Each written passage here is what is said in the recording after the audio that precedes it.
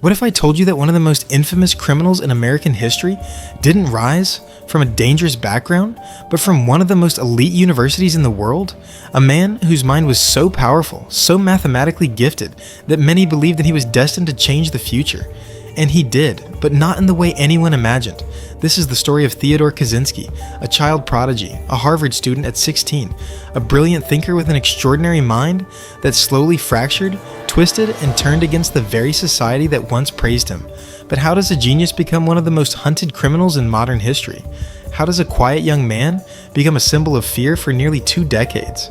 And how did he manage to stay hidden while the FBI launched the longest, most expensive manhunt in US history? To understand the legend, you must understand the man, the prodigy. Theodore Kaczynski wasn't like other children. At 9, he was solving advanced equations. At 16, he entered Harvard University, younger than almost every student around him.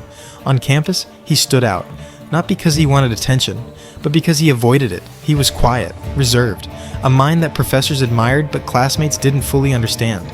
Yet behind that silence, a storm was quietly forming, a sense that he didn't fit into the world around him. Harvard was an opportunity, but it was also where his loneliness deepened. This was the first crack. The experiment. During his time at Harvard, Kaczynski participated in a psychological study. Students were challenged, criticized, and mentally pressured. Nothing physically harmful, but emotionally intense enough that he'd later described it as deeply disturbing. Was this the moment everything changed for him, or had the change already begun long before? No one knows for sure. But almost everyone agrees that after Harvard, Ted's mind headed in a direction few could have predicted. The disappearance. At 25, Kaczynski walked away from everything: his academic career, his potential, his future. He retreated into the Montana wilderness to a tiny wooden cabin with no electricity and no running water. A man with one of the brightest minds in America, now living alone in the woods. Why? He believed modern society was stripping away human freedom. He believed technology was taking over people's lives. And in the silence of isolation, those beliefs grew stronger and sharper. The cabin became his entire world. His thoughts became his closest companion, and the anger he felt towards society finally found direction. The attacks begin. Then came the letters, the packages, the strange deliveries that appeared across the country. For nearly 17 years, the FBI chased a ghost. No fingerprints, no accurate witnesses, no clear trail. He targeted universities, airlines, institutions he believed symbolized the rise of technology. Each incident created fear across the nation, and confusion across the FBI. Who was this person? Where was he hiding? And how could someone be clever enough to evade capture for almost 2 decades? The public gave him a name, the Unabomber, but the real man stayed hidden. The manifesto. In 1995, everything changed. A major newspaper received a long essay, a detailed attack on technology and modern society.